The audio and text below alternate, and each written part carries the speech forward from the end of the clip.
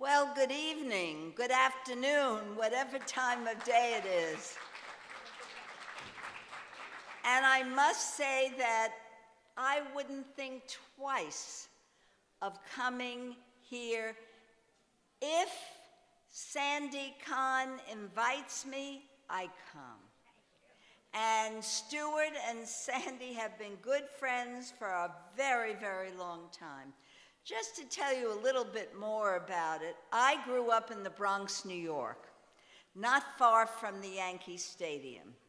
And as a member of Congress, in the 28 years that I've served, my district has changed. Part of the time it's all Westchester, then they gave me a little of the Bronx, then I had part of Queens, and in Queens there was a huge Russian Jewish community.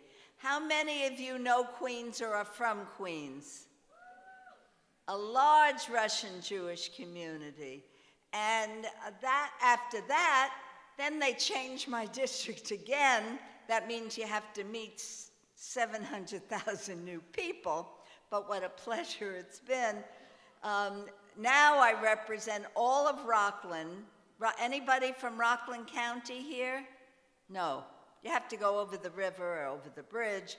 And part of Westchester County. But all that time, as a young Jewish woman, the issues that we share are key to my life. And as a Jewish member of the House of Representatives, I am guided by the age-old tradition of Tikkun Olam, that I have a responsibility to better the world for all current and future generations, for Jews, non-Jews alike. It's an important principle in my role as representative for the residents of my district, as well as for my responsibility as ranking member of the House Appropriations Committee and its State and Foreign Operations Subcommittee.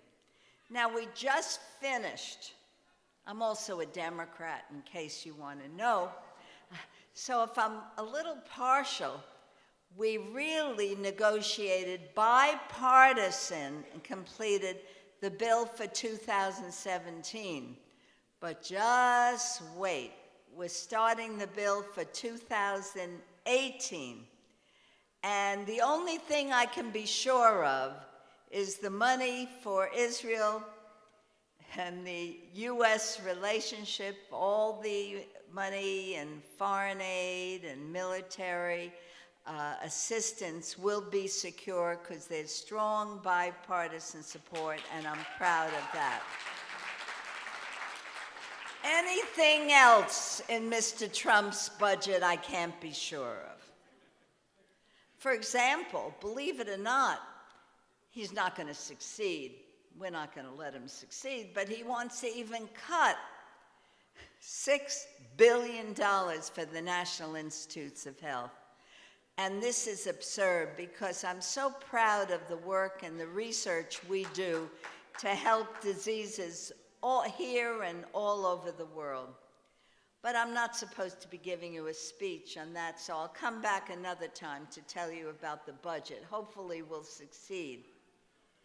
Now, there is a person we all admired who was driven by the ideals of Tikkun Olam, and that was Elie Wiesel. Elie was the embodiment of perseverance in the darkest and most brutal chapter in human history. Someone who devoted his life advocating for human rights and dignity. I've met with him in Washington in small groups and large groups, and how proud we all were and are for his legacy. Limmud FSU has really done a mitzvah in opening the Elie Wiesel exhibit in Moscow. I've been to Moscow several times. Maybe they won't let me in next time. You never know. But I do want to see the exhibit in Moscow that I'm sure is extraordinary, which would provide an opportunity for the Russian community to learn about Ellie's unrivaled fight for peace, justice, and decency. I will forever consider myself privileged to have known Ellie, and I'm so proud to be an original co-sponsor of H.R. 2230, a bill to commission a statue or bust in honor of Ellie that will be placed in the U.S. Capitol. How important it will be for people to walk by that statue and remember Ellie and all the extraordinary legacy he leaves with us. In Ellie's memory, let us recommit ourselves to the hallowed promise of never again. I want to thank you very, very much for inviting me here tonight. I know this will be an extraordinary conference. I want to thank my good friend Sandy and her great supporter Stuart for honoring me here. And I am thrilled to share a few words with you, and I know this will be such a worthwhile experience for everyone gathered. Thank you very, very much.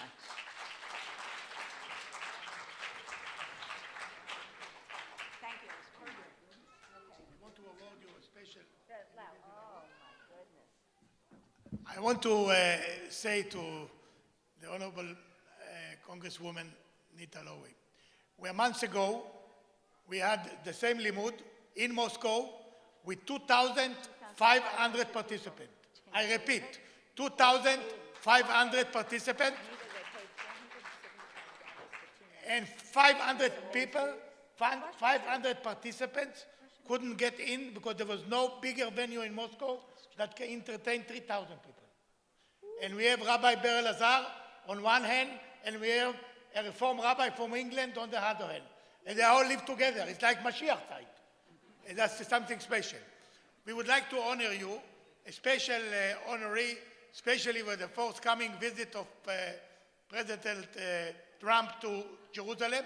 And we want to, through you, to the Congress, to remind the President of the United States, Im eshkachech Yerushalayim, eshkach yemini. That is the special present.